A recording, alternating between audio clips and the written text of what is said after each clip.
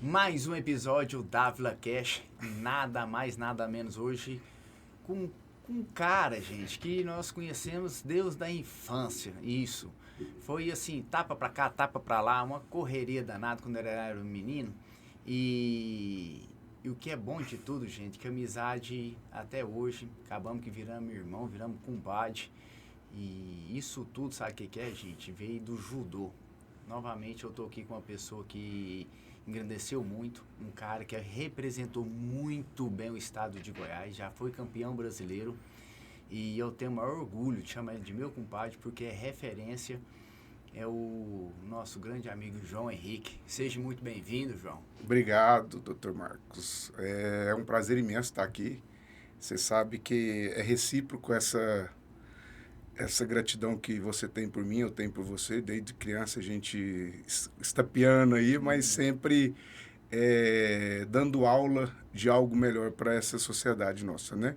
Então, eu que agradeço por ter me convidado de ser o padrinho da minha filhadinha, né? Isso, A Milena. Milene gosta de pescar, É, a pescadora. pescador, ele é Pescador, pescador, ele é pescadora, Milene. coisa boa.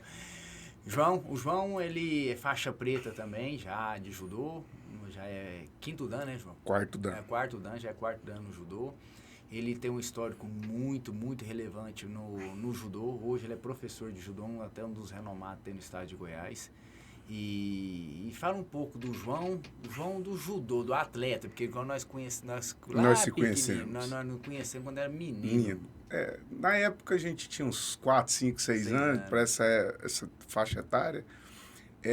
O judô, na realidade, Marcos, ele foi um transformador de vida na minha vida mesmo, porque na realidade vivia numa sociedade aqui na época que em Goiânia quem vivia Parque Amazonas, para aquele lado ali era muito, era a periferia da cidade, né?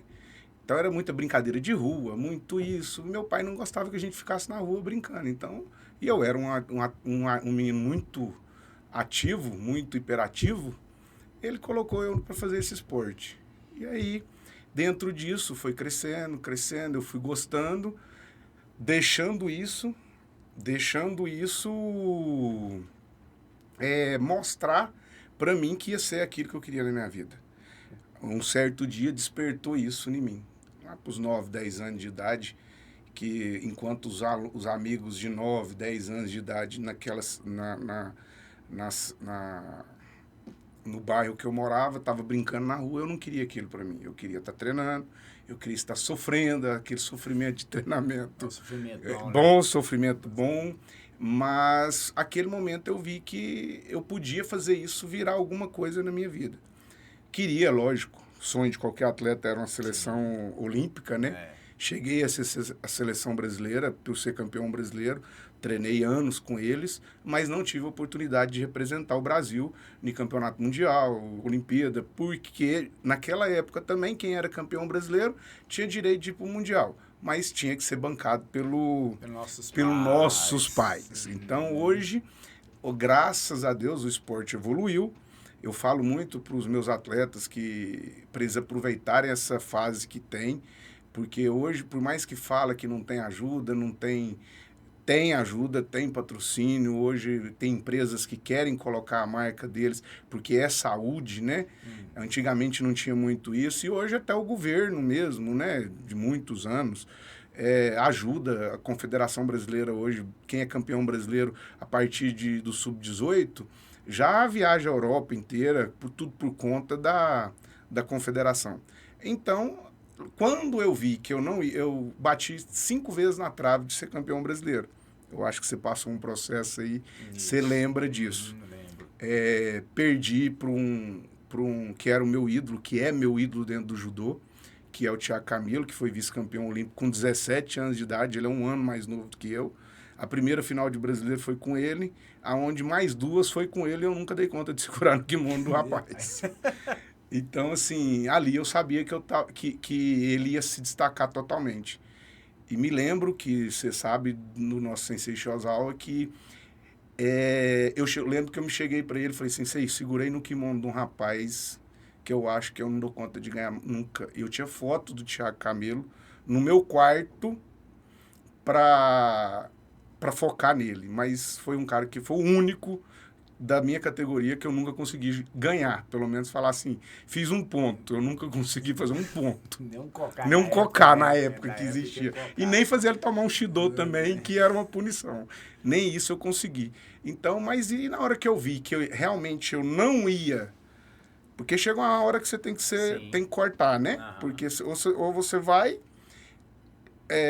pro lado do atleta mesmo, profissional, para tentar ganhar dinheiro com isso, ou você vai pro lado profissional. E foi, graças a Deus, no dia que eu fui campeão brasileiro, foi o ano que eu passei na faculdade. Então, eu passei para educação física, formei em educação física. Sou pós-graduado em fisiologia do exercício e treinamento esportivo. E dentro disso, eu fiz o judô virar minha profissão. Eu abri uma empresa onde terceirizo o esporte dentro da escola particular. Fui 24 anos professor de educação física escolar mesmo, dentro da escola, onde me deu muito embasamento para mexer com a criança de hoje, né? Que hoje a gente sabe que o tratamento tem que ser totalmente diferente do que era antigamente, né, Marcos? Você sabe que... Doutor Marcos, você sabe que na época a gente treinava, sensei batia na mão da gente, né? Ó, põe a mão para aí, palmatório, o chinaizinho, né? Vamos treinar. Vamos pagar e apoio. Não deu conta, vai e volta e quer vomitar, vai lá, vomita, volta e vai treinar. Hoje, nem tomar água a gente pode, não podia, 2, 3 horas treinando. Não vai tomar água, não. Hoje, a gente sabe que a água é importantíssimo para isso. Então, quer dizer, até os japoneses teve que adequar isso, né? Porque eles sabem tanto que isso é importante para a fisiologia, para o engrandecimento do atleta. Então, o judô foi a transformação da minha vida, porque ele, em tudo que eu fui fazer na minha vida, Marcos, tanto sendo empresário como professor, eu coloquei a filosofia do judô dentro do que eu estava fazendo, que é o cair e levantar, não tem jeito, né, cara? No judô, a primeira coisa que a gente aprende é o quê? A cair. Depois que a gente vai aprender a jogar. Isso. E quando a gente aprende a jogar, o que é aprender? Depois que a gente aprende a jogar, é dar a mão pro nosso adversário a levantar, ajudar a levantar. Então é isso que eu levo para minha vida. Sei que a gente tem nossos defeitos, né? A gente tem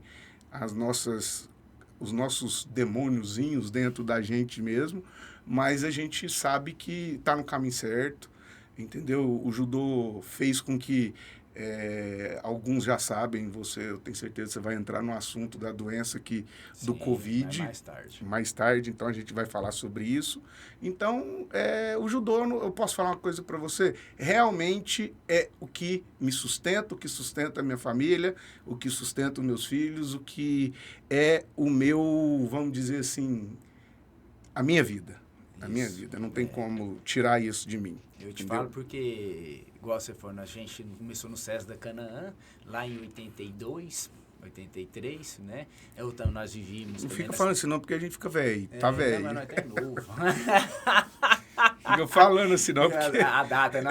Não, finge que... Finge que tem lá, não, acho que 2002, 2002, 2003, por aí. Foi por aí, foi um erro. Aí eu falo porque eu também namorava na Cidade Jardim, num lugar que naquela época eu nem sabia o que era droga, o que era as coisas, a gente vivia no meio daquele pessoal. E por acaso nós entramos lá no judô no SESI da Canaã, o nosso professor César, Washington César, que infelizmente já faleceu, foi o nosso primeiro que deu aula, que nos ensinou, igual você falou.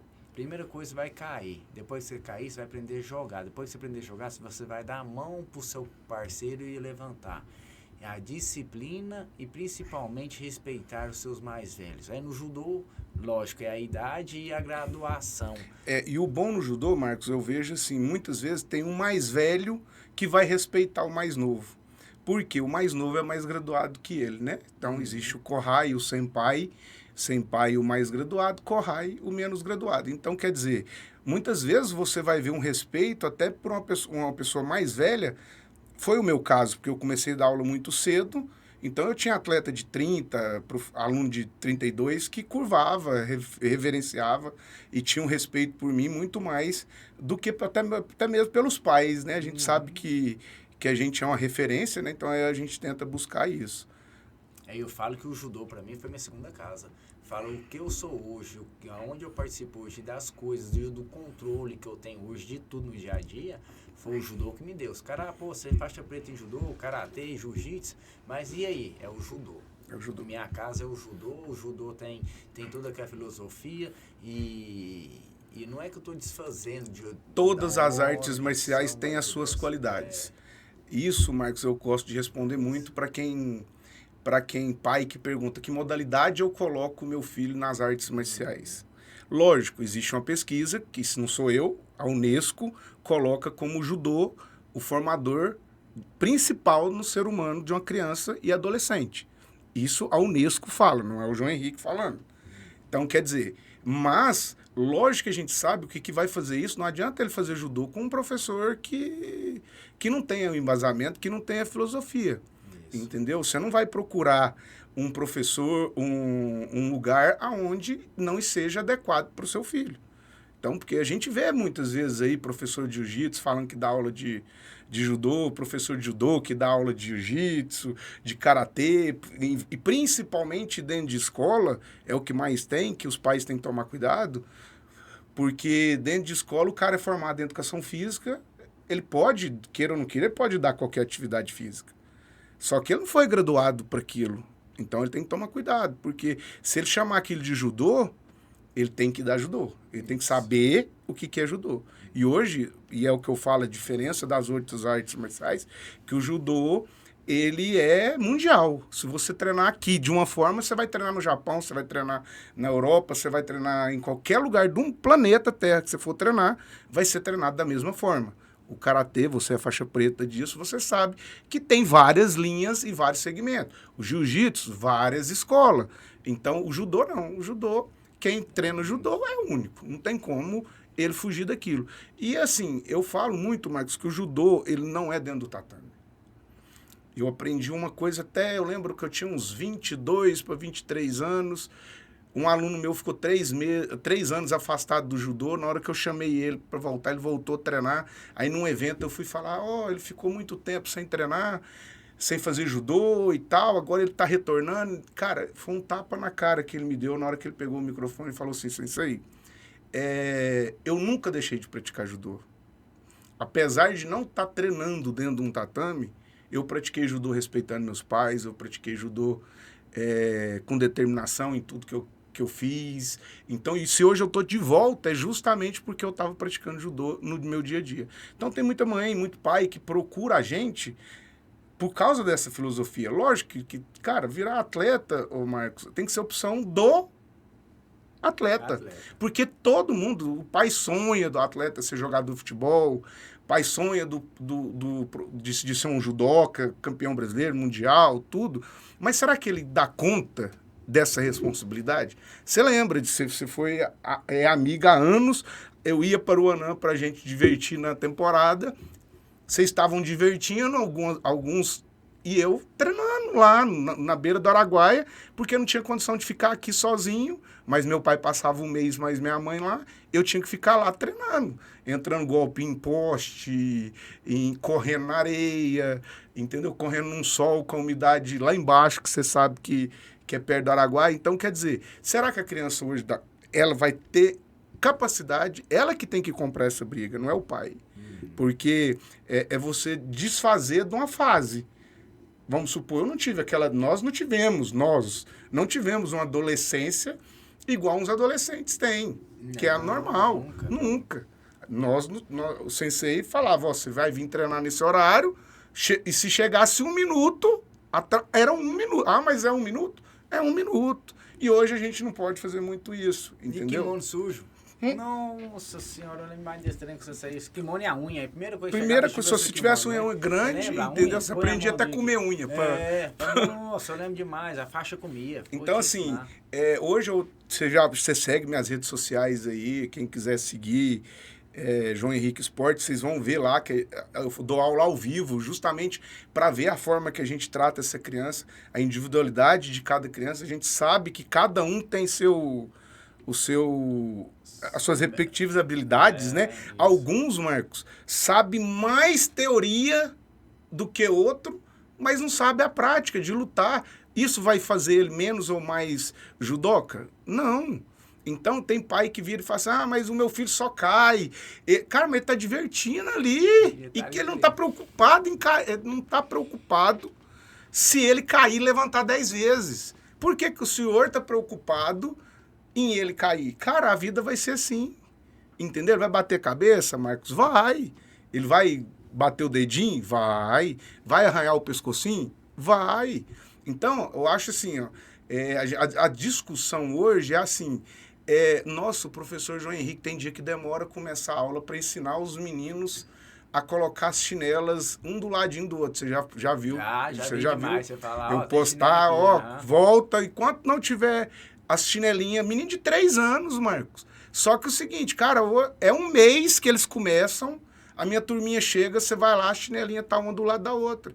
Aí depois aquela mãe põe a mão na consciência, o pai põe a mão na consciência e fala, cara, será que isso foi importante demais? Porque até dentro de casa ele parou de jogar a chinela em qualquer lugar, entendeu? Então ele vai, guarda a chinelinha, guarda a roupinha dele. Você lembra que a gente tinha que aprender hoje? É muito difícil eu fazer isso, mas você lembra que a gente aprendia a fazer uma mochilinha com kimono, com a faixa? Kimono, com a faixa, era obrigado. Terminou, você faz a mochilinha, põe nas costas e sai.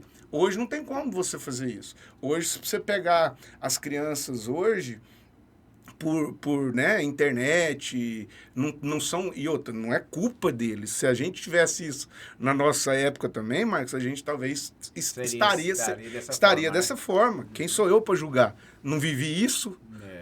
Nunca gostei de um videogame. Me lembro... Também não. Me lembro, o primeiro dia que saiu aquele Atari, que meu pai chegou para mim e falou, toma um Atari de presente, eu falei, quero uma bicicleta. Eu preferi uma bicicleta. Entendeu? Mas hoje é inverso. Só que o que acontece? Essas filosofias que são por trás dos bastidores do judô, que eu acho mais importante para a vida da criança. Entendeu? A gente sabe apontar e equivalar a criança. O judô é um esporte muito inclusivo. Futebol, vôlei, essas outras coisas, não é que não dá para incluir. Inclui todo esporte é inclusivo. Mas o que eu quero dizer é o seguinte, se você não sabe jogar vôlei, Marcos, você concorda comigo que o vôlei não acontece? Não acontece. Se nós dois aqui falássemos, vamos jogar vôlei ali, de dupla ali, eu e você, nós não sabemos nada de vôlei, a bola passou, caiu, não vai ter jogo. Agora, dentro do judô, cara, eu pego um menino de 3 anos, põe um com de 10, o menino de 3 anos vai jogar o de 10, vai lutar, o de 10 vai entender como funciona isso, então, e a autoestima dele, nossa, eu joguei um menino de 10 anos, sensei, cara, a felicidade dele de ver aquilo ali no rosto dele não tem preço que pague. Então, assim, e outra, só que também tem uma coisa, a gente não pode deixar ele só ganhar ali, só porque é 10 anos, o menino vai deixar ele jogar, mas uma hora ele vai cair. E aí, na hora que ele cai, ele vem chorando, aí é a hora de eu explicar, então, peraí, então na hora que tava feliz, ganhando, então a gente tem que, eu acho que isso ensina muito, a frustração, eu acho que hoje a gente tem que frustrar, mas sim, muito mais. A gente tem que frustrar mais, entendeu? Nós, como educadores, como pai, você mesmo, como pai, você sabe que tem hora que você erra, você fala assim, nossa, eu não podia ceder isso. Eu não podia ceder isso. Eu não podia deixar isso acontecer. E a gente deixa, como pai, como professor, tem hora, entendeu? Mas a gente tem que deixar o menino frustrar, porque é isso que vai crescer. É isso que vai, eu falo que é isso que vai fortalecer a criança. Fortalecer. Porque eu falo muitas vezes que a gente, nas competições, nós nunca ganhou. Nós éramos bons, éramos mais. Tinha dia que a gente ia para as competições, perdia. E aquilo, a gente, como você falou, que a gente chorava, mas, peraí, isso acontece. Mas para mim não perder, vamos treinar mais. Doutor Marcos, você mais, né? É dentista. Se você faz cirurgião dentista, se você faz uma cirurgia e ocorre tudo bem, você vai para sua casa, você fica pensando no porquê que aquela cirurgia deu ruim? Não, ou deu tudo certo? Deu tudo certo, você vai dormir tranquilo? Beleza. Se você fez a cirurgia e aconteceu algo errado, você vai dormir a noite inteira, vai pegar livro, vai na internet, vai pesquisar onde você errou, o que foi. por que que isso aconteceu. Então, isso era a minha vida. Eu falava que eu gostava mais de perder. Não é que... Eu acho que tem uma frase que o povo faz assim, o povo tem que aprender a perder. Ninguém tem que aprender a perder, Marcos. Todo mundo tem que saber lidar com a derrota. Mas aprender, quando você aprende, quer dizer que você vai levar para a vida. Então, quer dizer, qualquer hora que você perder, tá certo. Não, se eu perdi, eu vou lidar com aquilo e vou atrás de conceito para buscar a minha vitória. Então, quando eu perdia, quando eu ganhava, ia pro hotel, tomava um banho, saía, né? Divertia, ia pra uma pizzaria, ia comer, porque principalmente a gente que ficava sem perder peso. Então, quer dizer, 10 quilos em 3, 4 dias, queria uma pizza, queria um trem, então a gente saía para divertir. Ninguém nunca chegou em mim e falou assim, João, por que você ganhou? Ninguém, só comemorava, dava os tapinha nas costas, eu chegava em casa, pendurava a medalha e pronto. Agora, e o dia que eu perdia? Eu ia pro hotel, não conseguia nem sair. Nem sair eu conseguia, porque eu queria ficar pensando o porquê que aquilo aconteceu. E muitas vezes, Marcos, não é culpa sua. Muitas vezes você fez tudo o que devia ter feito.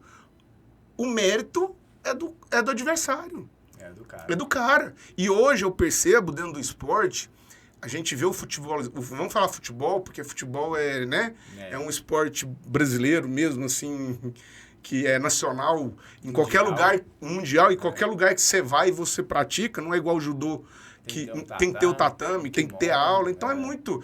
Eu vejo hoje, cara, eu vou nos campeonatos do meu filho, quando o mais velho era mais novo, perdeu é culpa do árbitro. O árbitro, hoje você vê aí, toda hora, time grande, dirigente indo, reclamando que o time perdeu porque... O árbitro fez isso, o árbitro fez... Lembra que o Sensei Chozal chegava pra gente? O Sensei Tiãozinho chegava pra gente.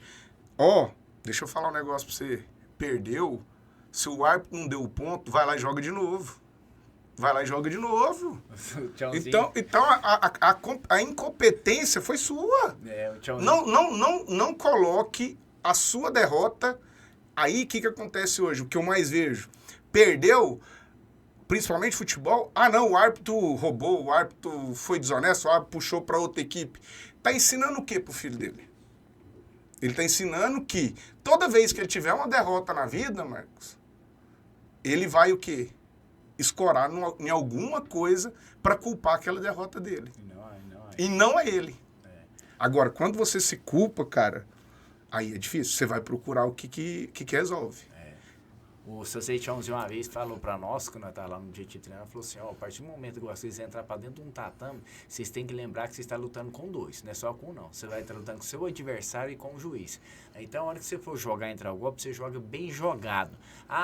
Era pra 100 pão, virou vazar. Levanta, joga de novo. Joga até quantas vezes cansar.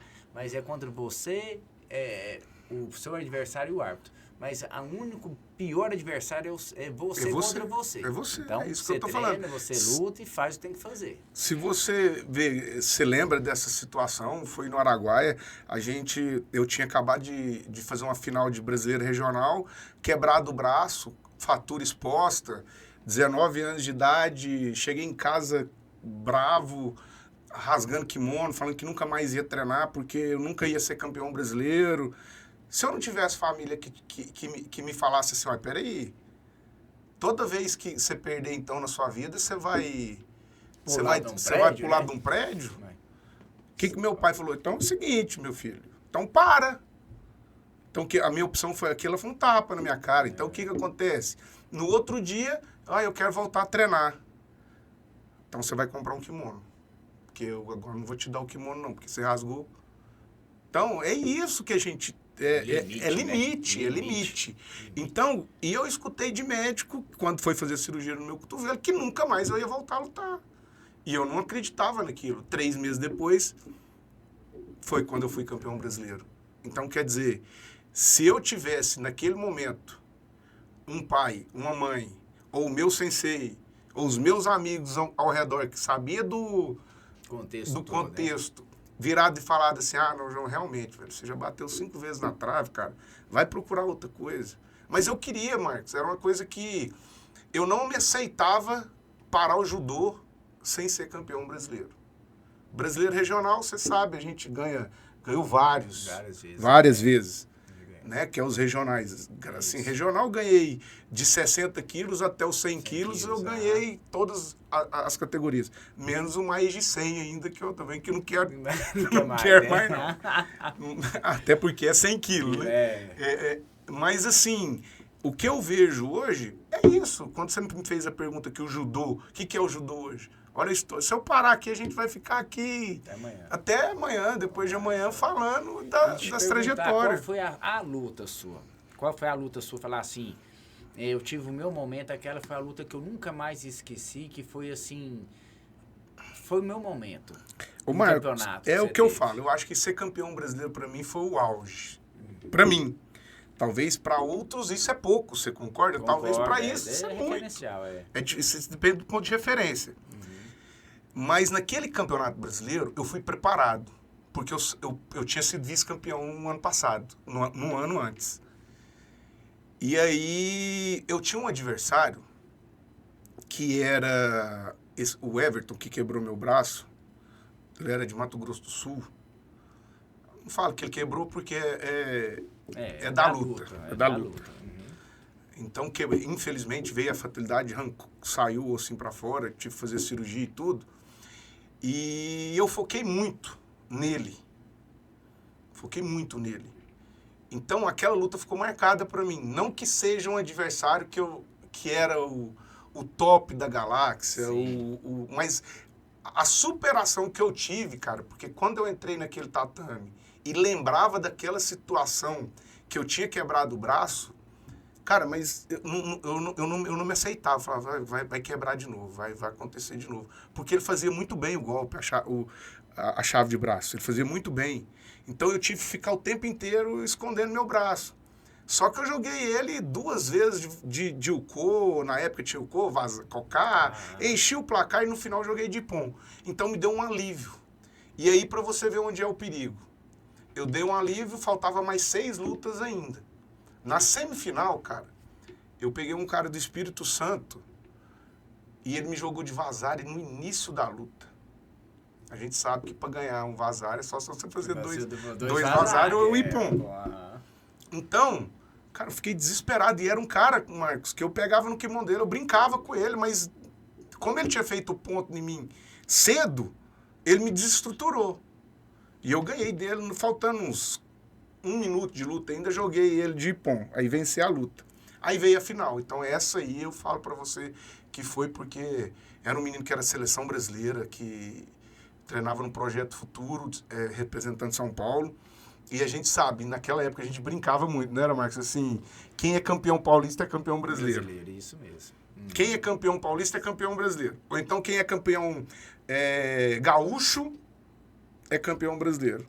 E aí, quando eu fui fazer a final com o Paulista, então ficou gravado, eu tenho na mente, eu nunca vi o Sensei Shozawa gritar para atleta nenhum, você sabe disso, ele ficava sentado na cadeira do lado, calado, e não falava ele só olhava pra gente o que a gente tinha que fazer. Mas como eu tava perdendo, eu tava com o Cocá e o cara tava com o Yuko. Então, eu tava atrás.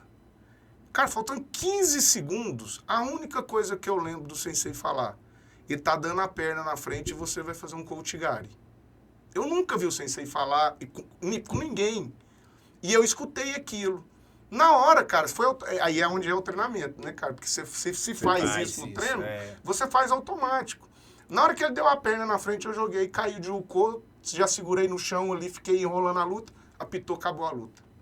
Fui campeão brasileiro. Quer dizer, aquela sim é a luta da minha vida, entendeu? Por quê? Porque realmente era aquilo que eu me propunha. Sabe quando você fala assim, agora eu posso aposentar? Mas eu não precisava ainda. Tinha caixa ainda para tentar uma Olimpíada. Mas eu sabia a dificuldade que era financeira, a dificuldade que era de treino, que eu tinha que trabalhar, que eu já dava aula, comecei a dar aula nos meus 15 anos de idade. Então, quer dizer, tudo isso fez com que eu abandonasse e focasse, porque aí consagro, sabe quando consagra? Fala assim, não, isso aqui eu consagrei, agora eu posso aliviar o corpo, a mente, porque eu estava cansado demais de perder peso, aquele trem de ficar sem comer, sem beber água, porque hoje, graças a Deus, o judô evoluiu tanto que se você é seleção brasileira e tiver a 5% acima do peso permitido, você não está na seleção mais. Agora, antes não. Antes os caras perdiam 10, 15 quilos para lutar no outro dia. Eu também tenho um evento que aconteceu também lá em Espírito Santo, que o Sansei Chozal foi nosso técnico. E Jogos universitários. Nunca esqueci desse tempo. Meu sonho era pegar uma medalha de universitário. Medalha do brasileiro, né? E sei que pegamos os paulistas, os caras bons pra caralho. Nós ganhamos dos 3. Foi, deixa eu só relembrar aqui. Não vou lembrar. Era melhor de 5, né? Sei que nós pegamos Rio. Primeiro nós ganhamos do Rio, ganhamos do Mato Grosso e do Maranhão nós ganhamos. Aí nós fomos pra semifinal com São Paulo. Aí São Paulo os caras estavam voando. E o cara que tava na minha chave era muito, muito bom. O Sansei Chozal, você falou, era de muita poucas palavras, né? Mas era poucas, mas era sábio. Era sábio, né? Só se olhar pra ele, já sabia o que era fazer, né? Aí ele só chegou assim pra nós, reuniu nós, né? Falou, ó, aqui vocês vão entrar, vocês não vão desgastar, porque o tanto que ele é realista, tanto que o Fábio Judô é bacana. Então vocês não vão desgastar, porque eles estão num nível muito alto. Eles ganham para treinar, eles vivem para treinar, você está tudo trabalhando. E se a gente sair com a medalha de terceira aqui... nós somos campeões. Então vocês, maneira. Aí até que chegou em mim, falou assim, Marcos, você vai numa boa, entra um golpe, deixa o cara, porque da sua categoria ele é o atual campeão brasileiro e ele vai agora para as Olimpíadas. Então, não inventa, porque nós vamos pegar o Espírito Santo, que o Espírito Santo estava voando, nunca esqueci disso, ir na casa deles, né? E nós vamos pegar essa medalha de terceiro. Então aquilo para mim era um sonho. Eu falava, será? Aí eu falo assim, você não acredita em você mesmo, né? Que é que te arrebenta, né? Eu falo assim, até falo, o pessoal tá vendo. Acredita em vocês, porque quando vem a dúvida de você não acreditar em você já sabe, perdeu, né? Aí o que aconteceu? Nós perdemos mesmo, né? Porque nós entramos para só cumprir a tabela e fomos para disputa de terceiro. Quem perde a semifinal vai disputar a terceiro. Aí nós fomos para disputa de terceiro. Aí os me ganhou, aí chegou a minha vez de lutar. E o que eles fizeram? O Sansei viu que eles trocaram. Era um cara que lutava comigo que era mais inferior para mim, mas eles pegaram. Inverteu. Rapaz, aí o Sansei me chamou, que eu não vi. O tanto você vê, tanto que aquele japonês era feroz no negócio, né? Me chamou, só olhou assim pra mim, me chamou lá no canto. Eles assim, trocaram lá o adversário. Trocou lá, agora o que vai pegar vai ser...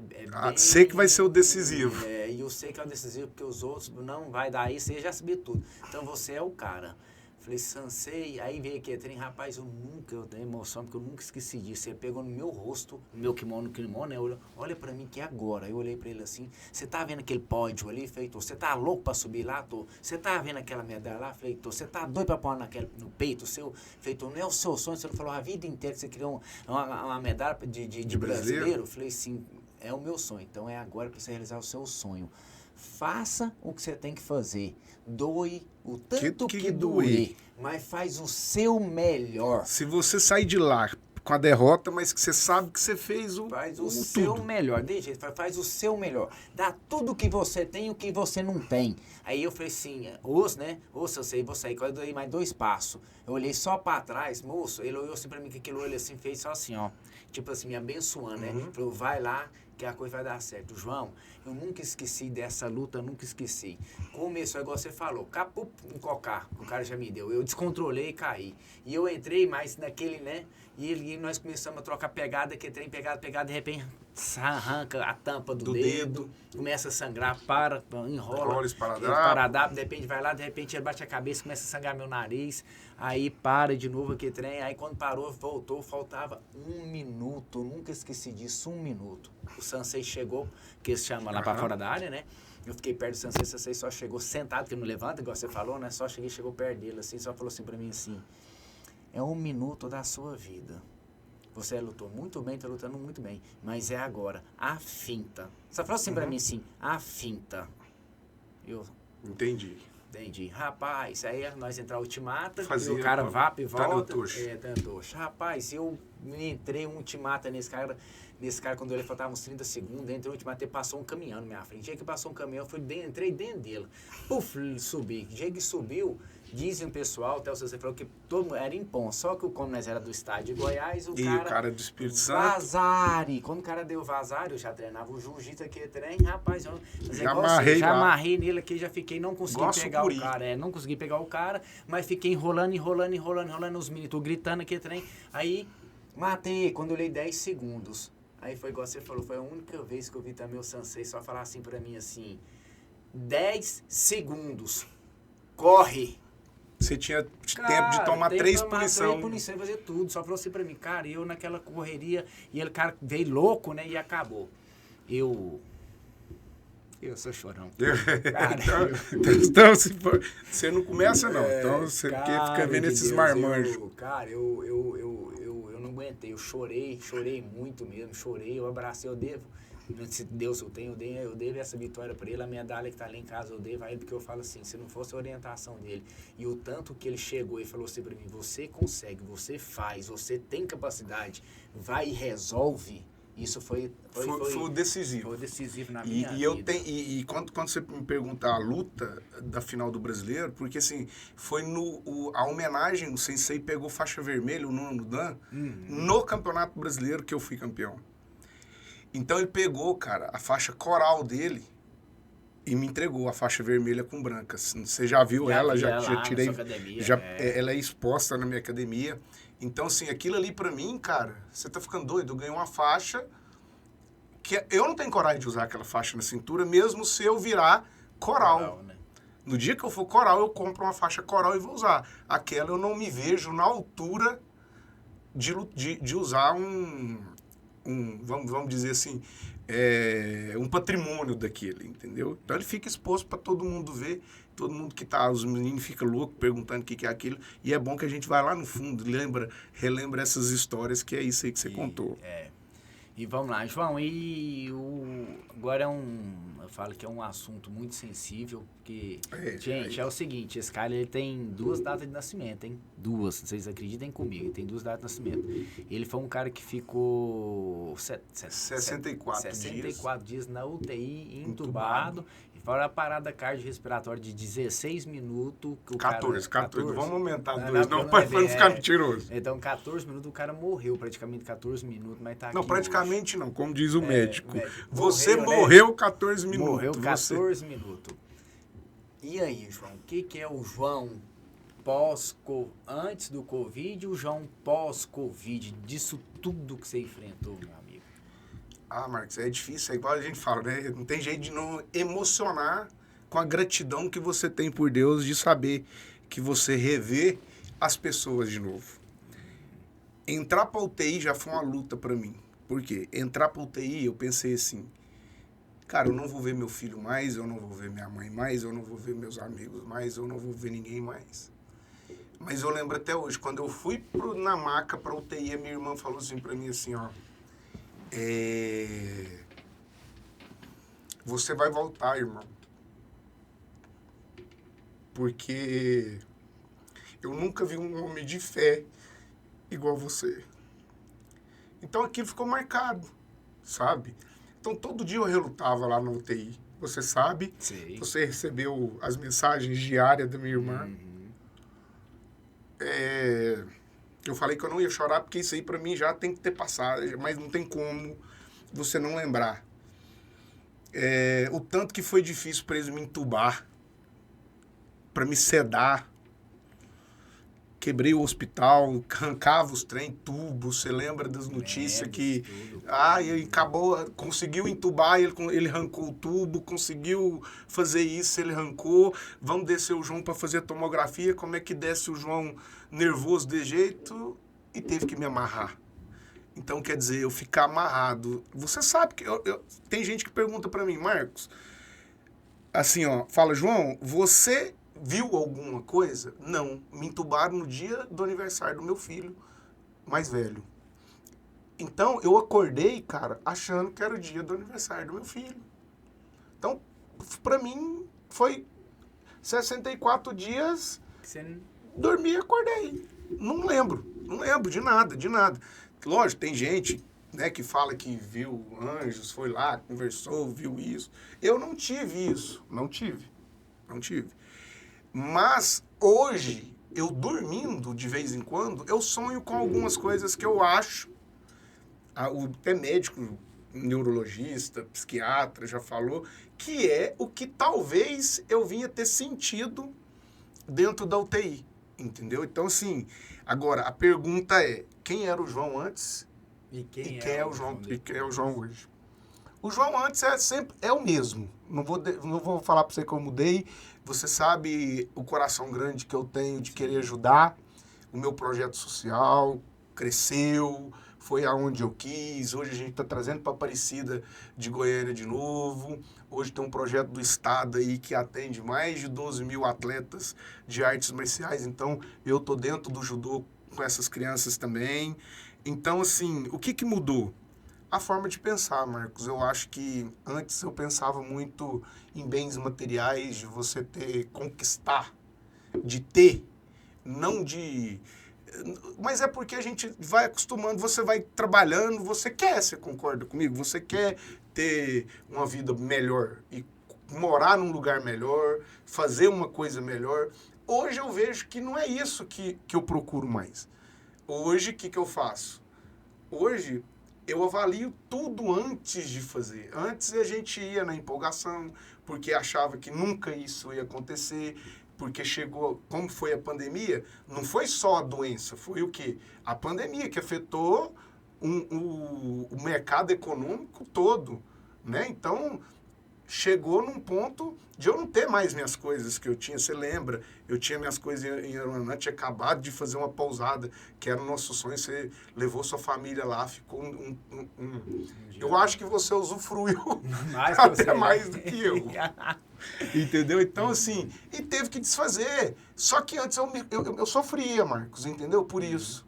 Eu sofria porque, por que eu perdi isso? Por que eu perdi aquilo? Cara, hoje eu não tô... Sabe aquele cara que acorda, pode ter o problema que tem no mundo, Marcos. Mas eu acordo, eu até brinco que eu tenho um espelho do lado do meu quarto.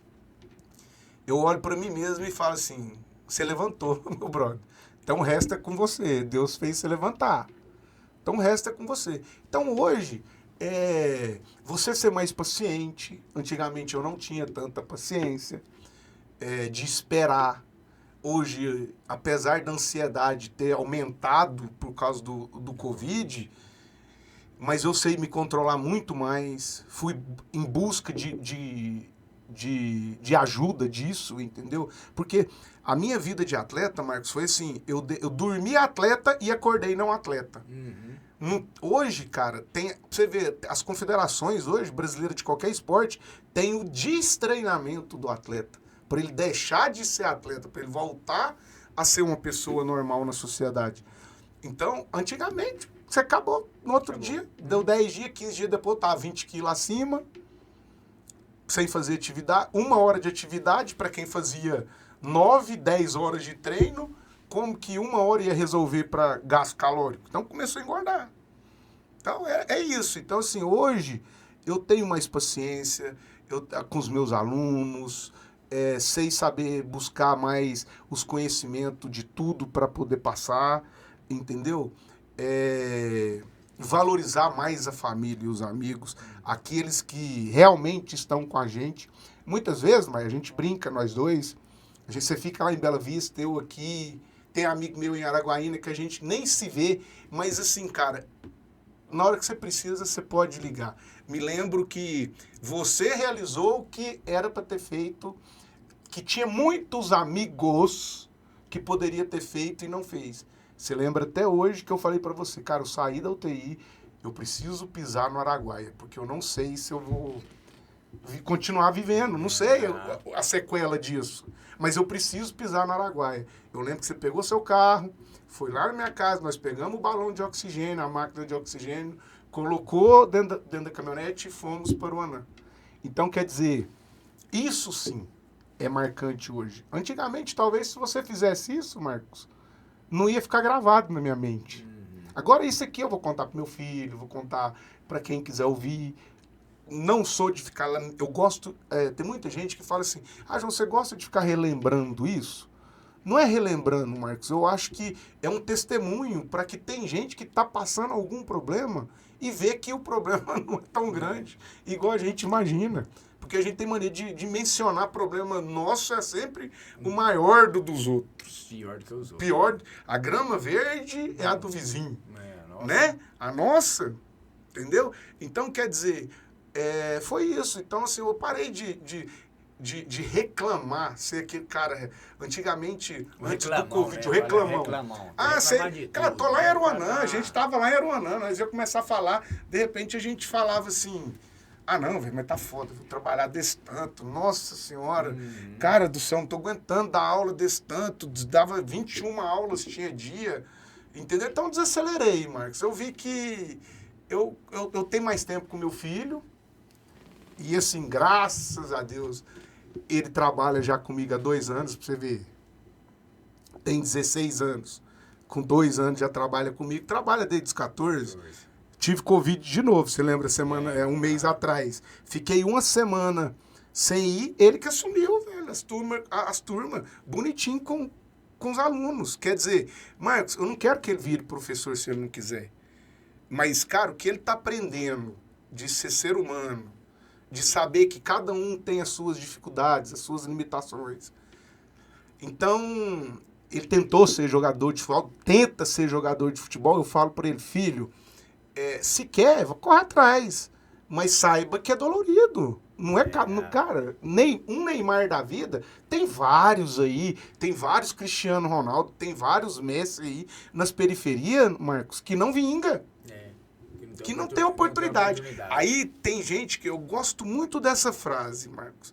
É uma frase que eu não sei se eu montei ou se eu já vi em algum lugar, mas não existe sorte, velho. Nem pra Mega Sena.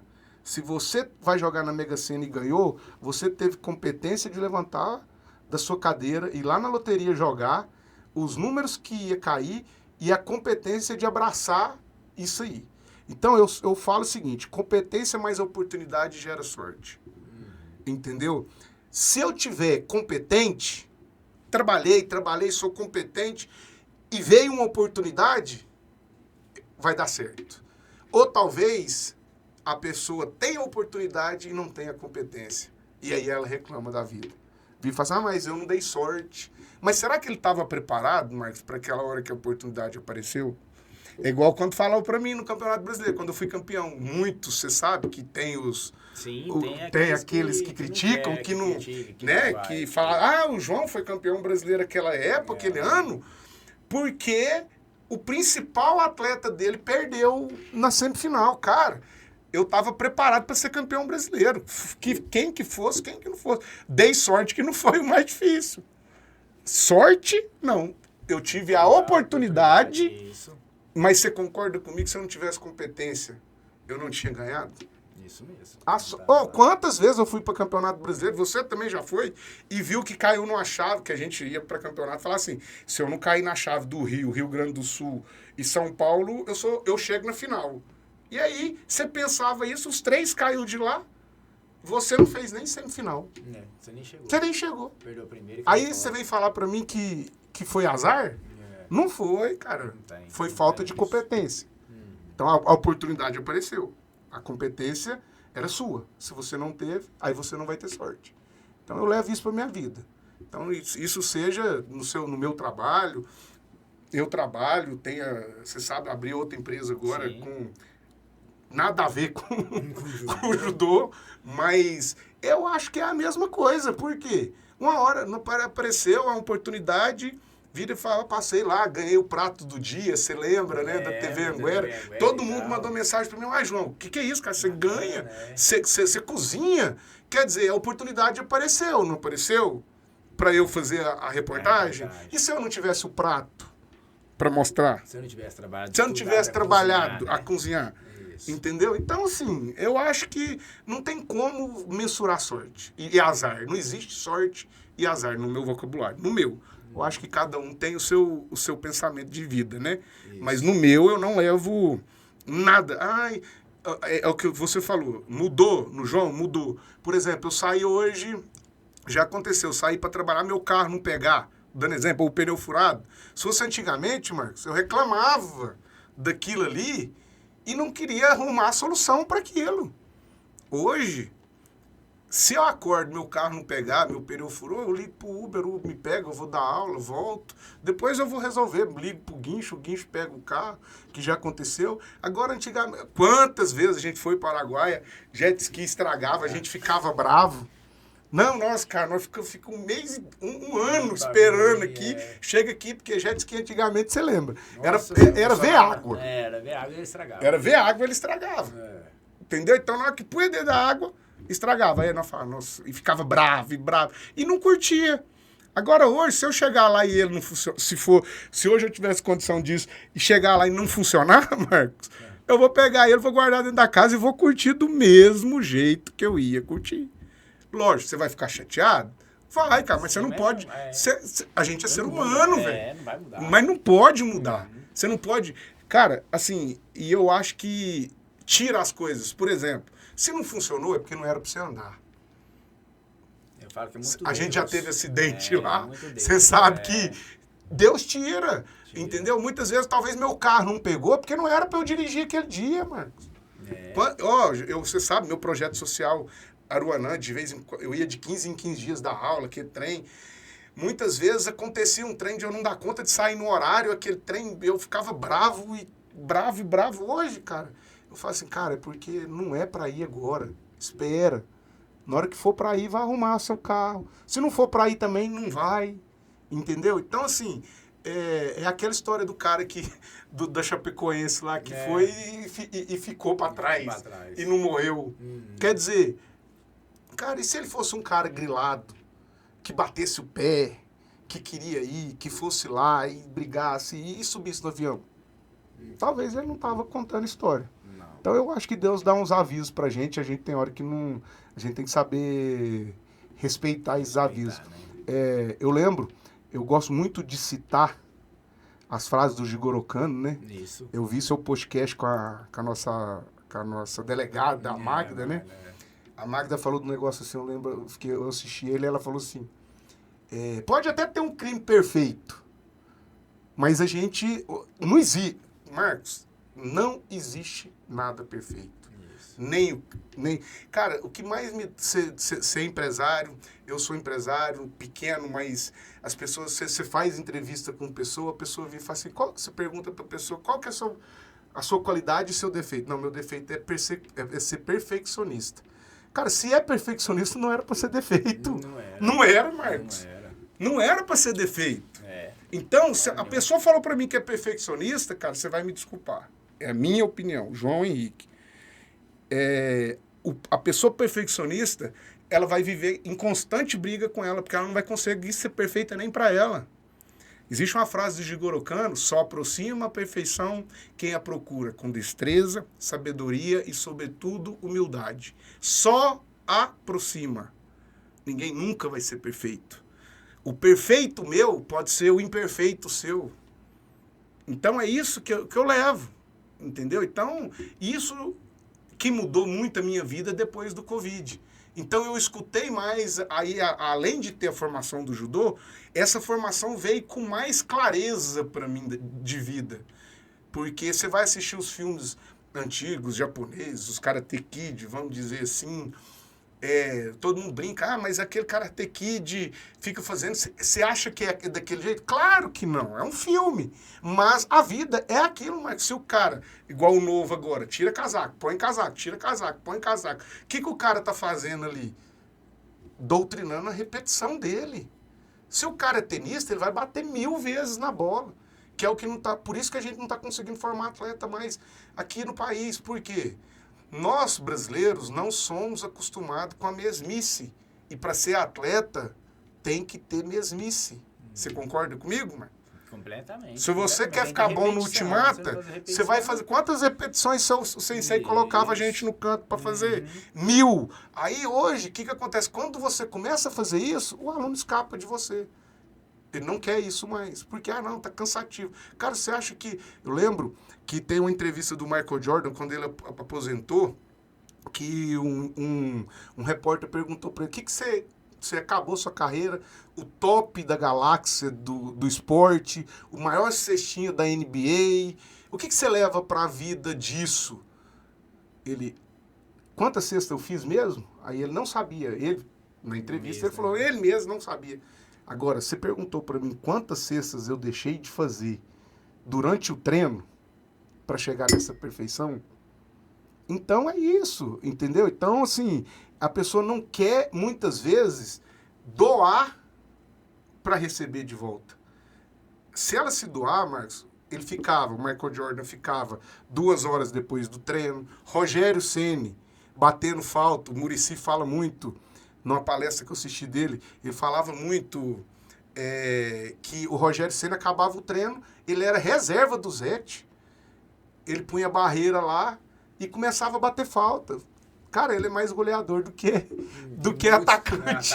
Por aí. Tava vendo uns números aí, quer dizer, aí você vem falar pra mim que é sorte, Marcos? Não, tudo é treinamento, tudo é dedicação. Tudo Cristiano Ronaldo, você acha ele talentoso? Não, ele é dedicado. Dedicado. Muito Messi, dedicado, você acha ele dedicado. dedicado? Agora eu vou fazer uma pergunta. Neymar, por minha opinião pessoal. A minha é a mesma que a sua, já sei pessoal. Ele é talentoso. Talentosíssimo. Não tem um cara mais talentoso do que ele. Mas acho que ele desperdiça muito esse talento. Acho, pelo amor de Deus. E outra, nós estamos dando uma opinião pessoal. Nossa, quem somos nós? Não, no entanto, ele nunca foi campeão. Nada, né? Não foi o. Campeão, não foi, assim, não foi mundial, bola de ouro. Né? Nunca. Né? Quer dizer, você pega um Kaká da vida, né? Que ninguém falava do Kaká na época, ele foi bola de ouro 2 vezes. 2 vezes, então. Né? Porque os caras dedicou, os caras lutou. Dedicou. Né? Então, eu acho que tem que ter algo a mais. Eu acho que se a pessoa ficar no comodismo, Marcos, ela nunca vai se dar bem na vida. Se o primeiro passo não tem como. E é você que tem que dar. Não tem como.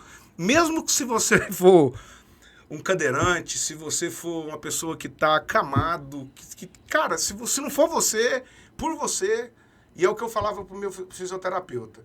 Todo mundo falava, quando eu saí do Covid, que eu ia andar só a partir do 25º dia. Disso, eu falei pro meu fisioterapeuta que em 10 dias eu estava andando. Ele, não tem como. Eu falei, tem. Deixa eu te ensinar. Eu não vou ensinar. Mas o problema, cara, era a minha vontade, era tanta de andar, Marcos, que em 10 dias eu já estava andando dentro de casa, lógico. Com dificuldade, mas estava. E eu falava, não encosta em mim. Não encosta em mim. Deixa eu... Se eu cair, vocês me pegam no chão e levantam. Mas não põe a mão em mim, não. Então, se eu fui muito teimoso, assim... não é teimoso, você é dedicado. Mas eu acho que... Origem. Origem. Todo mundo vem da origem. A nossa origem, eu falo que é uma origem muito boa. De disciplina, de dedicação, de perseverança, de saber que tem que lutar para conseguir as coisas, que nada é de graça, que se você não lutar, você não treinar todos os dias para chegar, você não vai ser campeão. Então, eu falo que isso é tudo muito bom. E gostei muito de você falar, você se preocupando agora mais com o ser e não com o ter. Isso foi muito bom de eu ouvir de você. E outra, a gente tem uma frase aí que gera muito. Gentileza gera gentileza, né, Marcos? Então, eu acho que você não perde, velho, mais, entendeu? Assim, de... Cara, se o cara... Igual lá era a gente tá lá divertindo de vez em quando, vem uns caras que sabem que tem dinheiro demais, tem aquelas lanchonas, aqueles trem, passa na frente da gente pra descer a lancha e quer falar desaforo pra gente. Antigamente, você sabe que a gente não ia escutar isso, a gente ia escutar isso e ia tirar satisfação. Hoje, cara, eu tenho dó de uma pessoa dessa, porque é uma pessoa vazia. Eu acho que é uma pessoa que realmente não é que não tem Deus. Eu acho que aí é muito forte eu falar. Mas, para você ter Deus, você tem que praticar. Isso. Você tem que praticar. Dia a dia. E outra, tem ateu, Marcos. Eu tenho amigo ateu que pratica Deus mais do que um cristão. Que tem, né? Do que um cristão. Deus, Então, assim, na realidade eu brinco com ele. Cara, não tem como você ser ateu. A forma que você faz a sua vida, a forma que você dedica a sua vida, você é um cristão. Não interessa, não tem jeito. Não tem jeito. Porque aí existe uma coisa. Religião, religiosidade e a religião. Né? Então, cada um tem a sua. o seu momento. E é isso que o Covid fez comigo. Ser mais tolerante, ter mais empatia. Muitas vezes eu queria de você o que eu iria fazer. Marcos, meu pai me ensinou uma coisa e eu tenho certeza que o seu falava para você. Se você quer bem feito, do jeito seu, você pega e faz. Não tem como você terceirizar serviço que é seu. Isso. Não tem como. Por mais que você vire e treine uma pessoa para fazer uma cirurgia, ele não vai fazer do jeito que você quer. Da mesma forma eu não vou querer que o meu filho, eu não vou querer que o meu professor vai dar aula da forma que eu dou. João, mas papo bacana, mas infelizmente nosso tempo se esgotou. Foi muito bom quem está nos ouvindo e vendo aí, pegou acho que muitos insights aí de você, o que você falou aí, muito importante, que é o que nós levamos para a nossa vida, né? É Deus, é família, é ser e não ter, é ter a gratidão, igual você falou, da vida, do levantar no dia, todos os dias, agradecer a Deus por levantar, porque ali vai depender só de você, é orar e vigiar, né? Então você ora e vigia as suas ações, as suas atitudes com o seu próximo, porque só assim nós vamos ter algo a mais e ser mais feliz no e nosso deixar dia o a mundo. dia. A gente fala assim, ó, que quer um mundo melhor para os nossos filhos, mas não é. A gente tem que deixar uns filhos melhores para o nosso mundo. É diferente. Entendeu? Então, quando você fala em ter e ser, adianta eu te falar aqui agora, se eu te der 10 milhões, é aquela historinha, se eu te der 10 milhões de reais hoje, você vai levantar como amanhã? Feliz, não vai, Marcos? E se eu falar para você que eu vou te dar 10 milhões de reais, só que amanhã você não vai levantar? Então você concorda comigo que levantar todo dia vale mais do que 10 milhões, 100 milhões, mais, 1 bilhão? Muito mais. Muito mais. Então por que a pessoa reclama na hora que levanta? Então, não tem como. Não né? tem. Então, assim, mas eu acho também, Marcos, eu tô falando isso com você dessa forma, porque eu vivenciei coisas na vida que me transformou. Isso. Talvez uma pessoa precise de algo para se transformar também. Então, a gente não pode... Tem um ditado antigo que fala, a vida ensina. A vida ensina todo mundo. E se não for o pai, se não for a mãe, lá fora. Lá fora. Não adianta. Isso aí, Marcos, a escola não vai conseguir, o pai não vai conseguir. Se o pai não... Quantos filhos de drogado, de traficante, virou pessoas boas?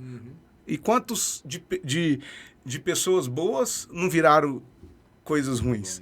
Então, é isso. Eu acho que a gente tem que moldar a nossa vida da forma que a gente quer para terminar sereno. Isso. Eu falo assim, eu acho que na hora que, sabe, você vê que, se você me ver morto um dia, você vai, se Deus quiser, a gente vai... Mas um dos dois vai ter que enterrar o outro. Não, mas um dos dois vai ter que enterrar, né? Então, o que acontece? Se você me enterrar, meu brother, você vai saber que ali foi um cara feliz. Que tentou fazer tudo que tinha que ser feito. E que se eu não conseguir, que Deus lá em cima me perdoe. Agradecer, foi um papo muito bacana, te agradeço muito por você ter aceitado o convite, por você ter vindo aqui hoje aqui, foi maravilhoso, tenho certeza para quem vai ver também, que está vendo, gostou muito, e é uns ensinamentos que vale ouro, eu falo, que vale muito ouro. Muito obrigado, João Eu que tenho gratidão. Por hoje, foi maravilhoso. Abraço a todos. E quem quiser seguir as redes sociais lá, tem João Henrique Esportes, que é de judô, balé também, mas não sou do balé não, viu, Marcos? Mas não tem nada a ver. Então tá bom. Não tem nada a ver. Se fosse também, eu estaria lá dando aula do mesmo jeito. E tem o Bistrô JH agora, que vocês podem acompanhar, que direto a gente faz evento. Tem um festival japonês lá muito bacana também que a gente faz lá. Muito tá? bacana. Um grande abraço a todos. Amém, meu amigo. Sempre. Um abraço. Obrigado. Fique com Deus.